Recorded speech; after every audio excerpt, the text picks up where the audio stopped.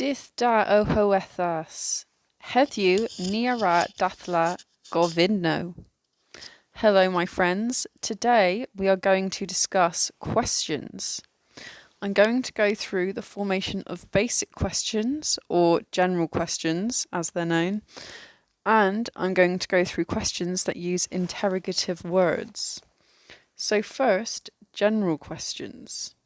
These are questions that have a yes or no answer. Most of them have the following formation: the verbal particle, so a for positive questions or na for negative questions.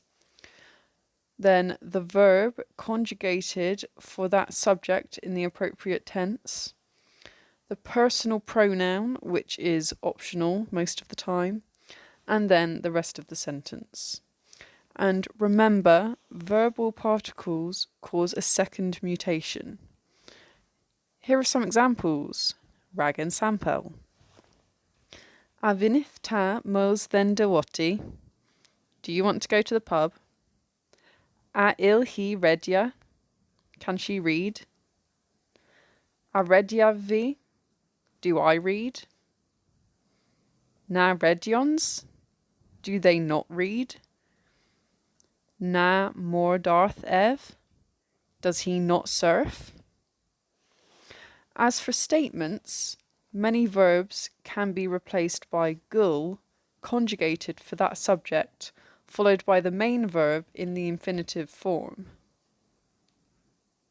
This way, conjugations of lots of verbs can be avoided. However, doing this with the present tense of gul is generally used to put the main verb in the future, so it makes gul mean will or shall. Here are some more examples. A redia vi can become a rav vi rediav, meaning do I read again. Na redions can become a rons redia or a rons e redia for do they not read.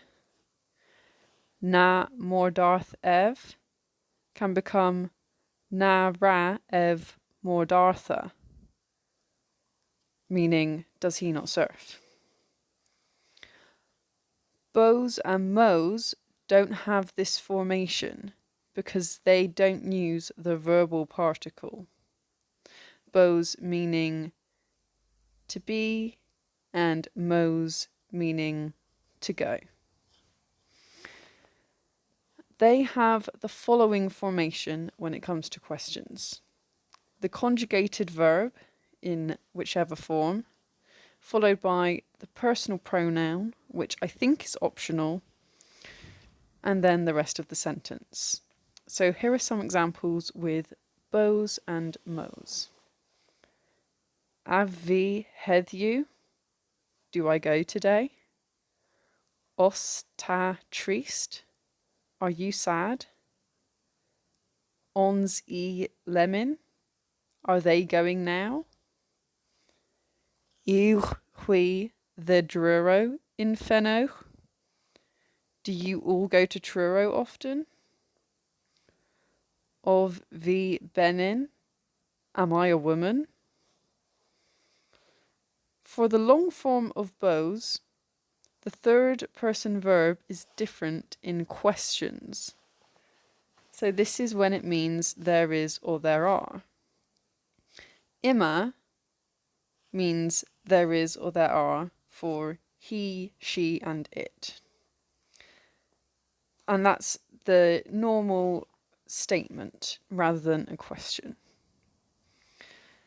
In a question and a negative statement, instead of imma, us is used for indefinite subjects and uzi is used for definite subjects.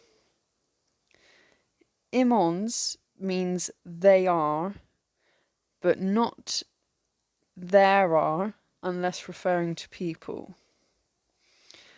And that is the usual third person plural for statements. But in questions and negative statements, essons is used instead of imons. I'll try and make this clear by giving you some examples. Essos ta o skrifia, are you writing? Where essos is the long form of bos for the second person singular, ta or ti. Us blurgen then coffee. Is there a flower at the cafe? Us blurgio then coffee. Are there flowers at the cafe? Notice that us, meaning is there, is used for both the singular and plural of flower or flowers. Uzi and blurgio then coffee. Are the flowers at the cafe? So in this case, I'm using uzi, which is the third person singular of ima in question form for definite subjects, even though I'm using the plural flowers. Us benin then coffee. Is there a woman at the cafe? Uzi an benin then coffee. Is the woman at the cafe? Essons benenes then coffee. Are there women at the cafe? Essons an benenes then coffee. Are the women at the cafe? Hopefully that makes it clearer. Ima and imons, or in this case, us, uzi, and essons, are used to mean there is or there are, but they can also be used to conjugate verbs in the present tense when you mean someone is doing something right now. I said the example essos ta o skrifia, which is using this conjugation in this way. Are you writing? And it can also be used for any subject, like uzi he o skrifia, is she writing? Those were general questions. And now I'm going to go through special questions. These are questions that don't have yes or no answers. They use interrogative words. In English, the interrogative words are what, which, when, where, who, whom, why, and how. You'll see that the form of general questions is used a lot when making special questions. I'll start with what and which. There are two words that mean what or which, and they are p and pandra. P, spelt py, is generally used before forms of bose, the verb for to be. If the following word starts with a vowel sound, it becomes pith, pyth. Generally, pandra is used for anything else than forms of bose. If pandra is followed by the verbal particle a, this gets contracted into it, so it will be pandra, which sounds the same, but it has an apostrophe before the last a. Questions are formed by starting with the interrogative word p or pith or pandra, and then the rest of the question follows just like a general question that I went through before.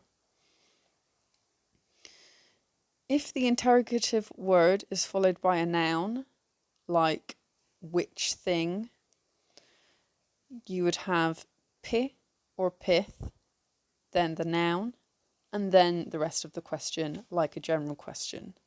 I'll go through some examples now.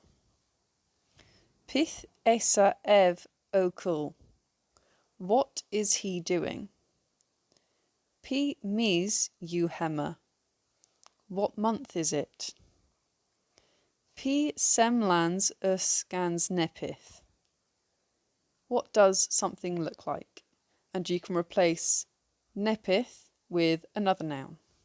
Nepith meaning something. Pandra vinta gul heddiw. What do you want to do today? Pandra il he dibri. What can she eat? Pandra wathons e. What do they know? Pandra dafar a senith ta. What instrument do you play? Where dafar means instrument and senith is from seni, meaning to play. you he. What time is it? And this is often abbreviated to per you. I will say those examples one more time. Pith esa ev okul. What is he doing? P mis you hema. What month is it? P semlans gans nepith. What does something look like? Pandra vinta gul heddiw. What do you want to do today? Pandra il he dibri. What can she eat? Pandra wathons e. What do they know? Pandra dafar a senith ta. What instruments do you play? you he. What time is it? Now, I'll talk through questions that begin with when in English. The interrogative word for when is per, P'-E-U-R, and this is a contraction of P, meaning what, as I've just discussed, and which means hour or time. The linking word for when is pan, and this doesn't start a question, like he was a lot shorter when he was younger. I'm not going to be talking about that. I'm going to talk about per as a question word that begins a question. The word per invokes the fifth mutation, so B and M go to F, D goes to T, and G goes to H or HW. I have seen example sentences that begin with per as questions with and without the a particle, so I assume that they're both valid. But if you have any insight into this, then you can always leave a comment on YouTube and subscribe as well if you want to help me make money, but I don't actually make any money from this. I'll go through some examples now. Per a Govynnow mos then dywoti. When or what time do you want to go to the pub? And that's you plural. Govynnow. Do you want? Per chrwsta golchi an car. When did you wash the car? And that's chrwsta, meaning did you, golchi, to wash. Per fifth. When will it be? Fifth is some future conjugation of bows, but I'm not sure what kind of future it is. Per a ilons I entra. When can they come in? Per ara ev prenasa. When does he go shopping? Prenasa meaning to shop. Per hwthfydden. When will we know? And hwthfydden is some future conjugation of gothvos in the first person plural ni. I'll go through those examples one more time. Per a Govynnow mos then dywoti. When or what time do you want to go to the pub? Per hrusta golchi an car. When did you wash the car? Per fifth. When will it be? Per a ilons I entra. When can they come in? Per a ra ev prinasa. When does he go shopping? Per hwoth fyddin ni. When will we know? Next, I'm going to go through where. The word for where is play. And when it's followed by a vowel sound, it becomes plaith. Play and plaith invoke the fifth mutation, like per. Generally, questions beginning with play or plaith are followed by the rest of the question in the form of a general question, but without the a particle. Most of the time, play will be contracted with the long form of bose to mean where is, or where are, or where was, or where were. Plema is the contraction with ima, and this means where is or where are, but only where are with plural nouns that aren't people. Plaimons is the contraction of play and imons. This is used only for plural nouns that are people. And in a similar way, you have plaith asa, which means where was or where were for plurals that aren't people, and plaith asens, which means where were with plural nouns that are people. You might have noticed that ima doesn't become us or uzi when it's used in this way. So you could think of the structure of play questions as being followed by a statement in the form that begins like I or ith, although this doesn't actually apply to the verb ima. But the I would disappear and the ith would contract into plaith. I'll give you some examples now which will hopefully make this clearer. Play fintamos. Where do you want to go? Notice that the F is a result of minith or minta, in this case how it's shortened. That mutates to F because it's a fifth mutation. Plaith osta trigis. Where do you live? Or more literally, where are you dwelt? Play man G. Where is the house? Where G suffers a second mutation from chi because it follows an, which has been contracted into playman. Playman geo. Where are the houses? Notice that we're still using playman, which is the singular form. But for houses, it follows the singular form because houses are not people. Playmons and mothogion. Where are the doctors? And in this case, we're using playmons instead of playma because doctors are people. Pleith esir hui. Where were you? You plural. Pleith esen ni. Where were we? Plema ev.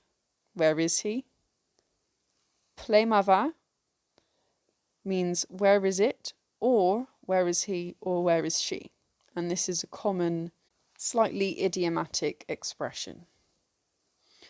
Play mordarthiata. Where do you surf? I'll go through all of those again. Play fintamos. Where do you want to go? Plaith osta trigis. Where do you live? Play mangi. Where is the house? Play mangio. Where are the houses? Playmons and mothogion. Where are the doctors? Pleith eshu hui. Where were you? Pleith essen ni. Where were we? Ple ma ev. Where is he? Ple ma va. Where is it or he or she? Ple mordarthith ta. Where do you surf? Now I'll move on to questions about who. The word for who in Cornish is pew. This is spelt P-I-W. In English, questions that should start with who use who as the subject, like who is there, who's going. They have the structure in Cornish of pew followed by the general question without the subject. You could think of this as replacing ev or he or e with pew in a conjugation with the a particle. So hiara would become pewara, meaning who does. Ima still becomes us or uzi, and imons becomes esons. So questions with who or pew use the third person, and that can be either singular or plural. And as with lots of sentences, gull can be used so that you don't have to memorize other verb conjugations. So here are some examples. Pw ara dewelians. Who's coming back? Or literally, this translates as who does and return as a noun. So return as a noun is dewelians. Pw abrenas anbara. Who bought the bread? Pw on ni. Who are we? Pw us aina. Who is there? I'll go through those again. Pw ara dewelians. Who's coming back? Pw abrenas ambara. Who bought the bread? Pw on ni. Who are we? Pw us aina. Who's there? And now I'll talk about whom. The word in Cornish is also pew. In English, who is often mistakenly used instead of whom. So to clarify, whom is used when it is the object and there is another word that is the subject, like whom did you see? Whom does she visit? In Cornish, questions are formed by following pew with the rest of the question phrased as a general question. So, for example, Ragen Sampel. Pw arusta gweles? Whom did you see? Pw arahi Godriga? Whom does she visit?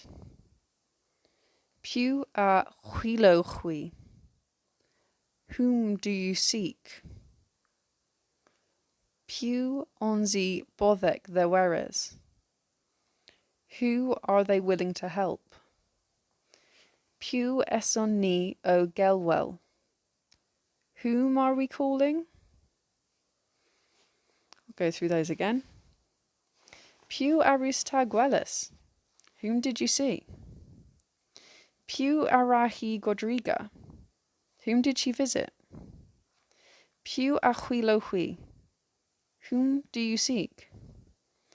Pw onzi boddek ddeweres?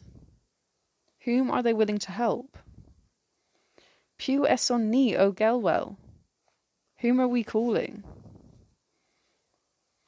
Now, I'll talk about why.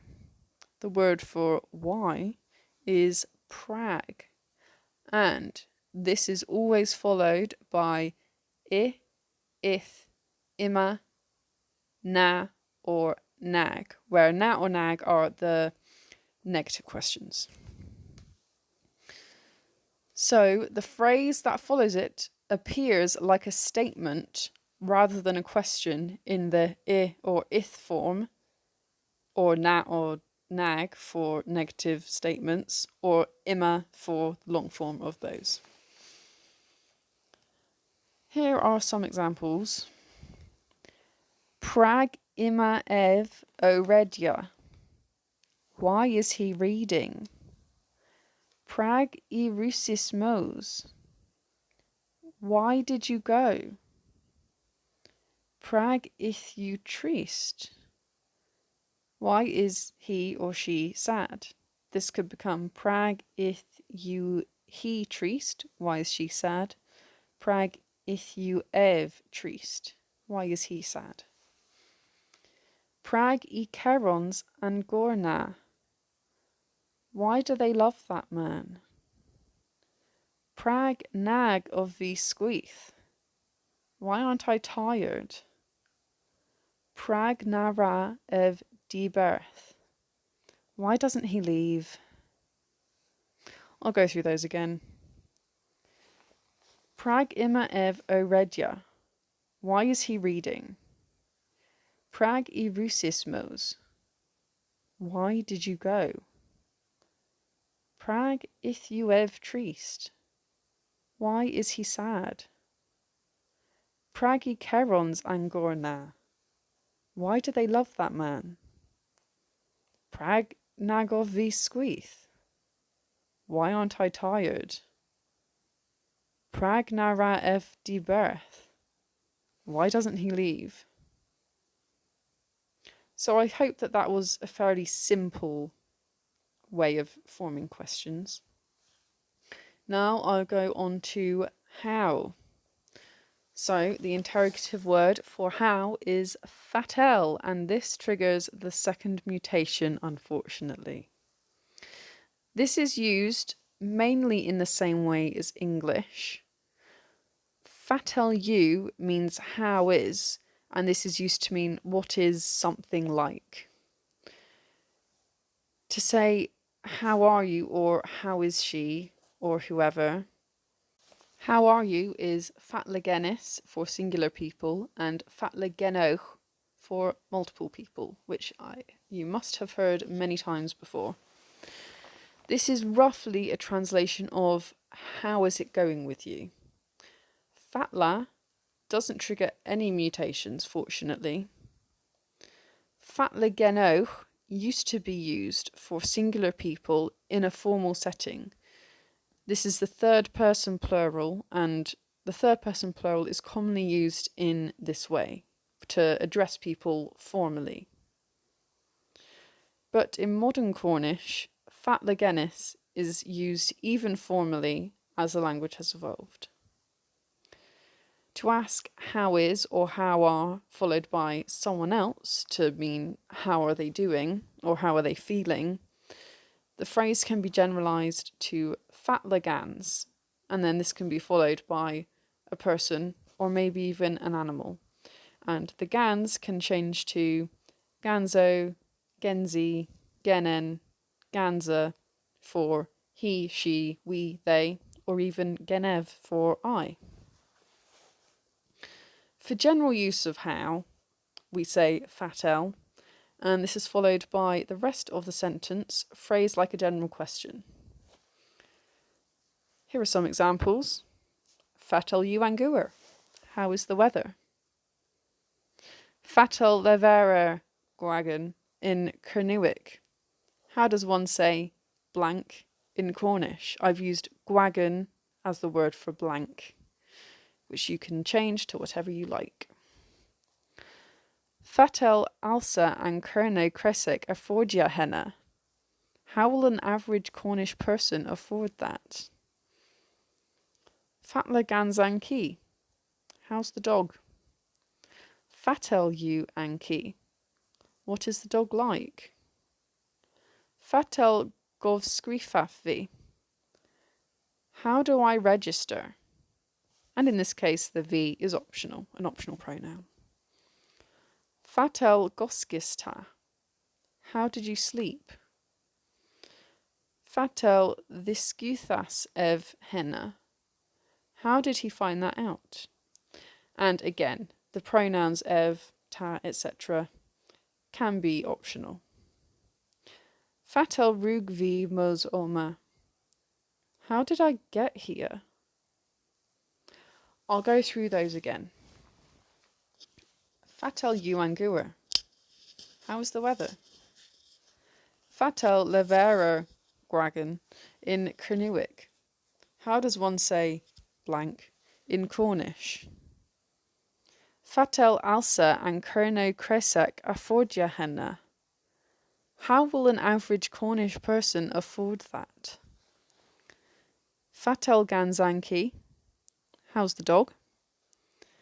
Fatel yuanki. What is the dog like? Fatel govscrifafi.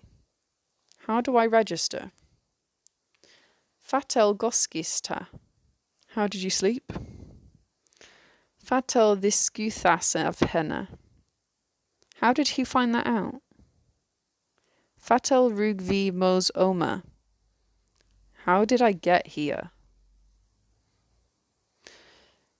Now we've got 2 more words to go. How many and how much.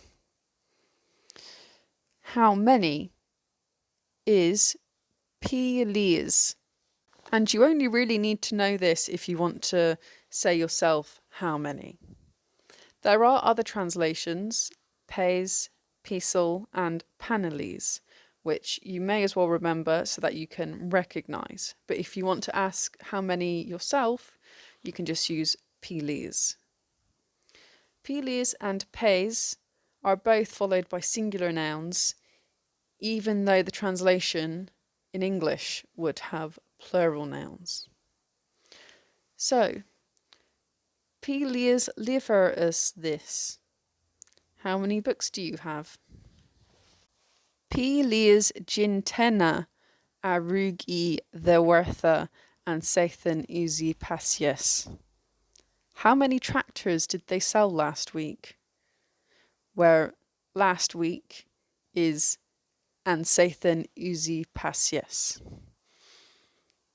Pilis o hui ol warbarth. How many are you altogether? Altogether is ol warbarth. Pilis plat war an vos. How many plates are on the table? Pilis milder you and forth the Truro a Esa.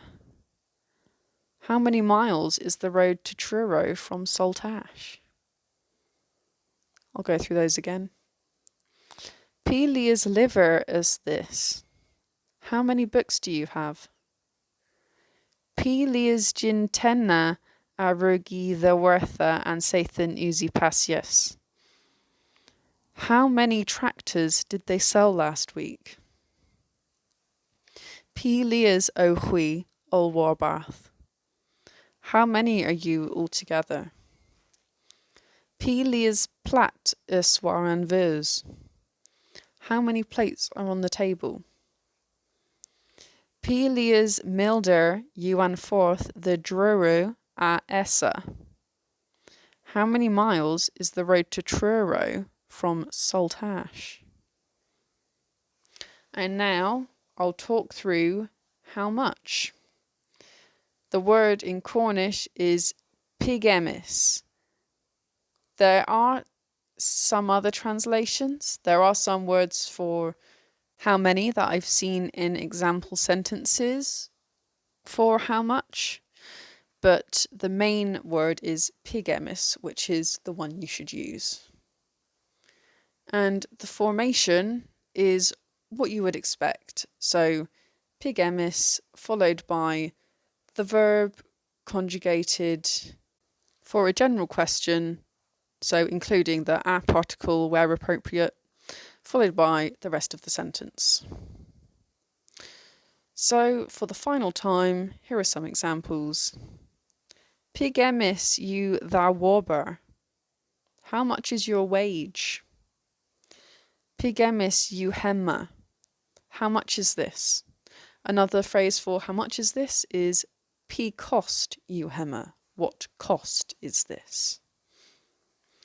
Pigemis previans anjevo ev. How much experience did he have? Anjevo is another word for had in the third person singular conjugation when you're meaning had in terms of possession. Pigemis or pes termin ath us. How much time do you have? So how much time can be pigemis termin or pes termin. Pigemis paint arahi prena. How much paint will she buy? I'll go through those again. Pigemis waber. How much is your wage? Pigemis hemma or P cost hemma. How much is this? Pigemis previans anjevoev. How much experience did he have? Pigemis termin athos. Pes termin athos. How much time do you have? Pigemis paint arahi prena. How much paint will she buy? Okay, that is all of the questions I'm going through today, and that should be all of the questions you ever need to say in Cornish. Thanks for listening, and I will see you at the next podcast.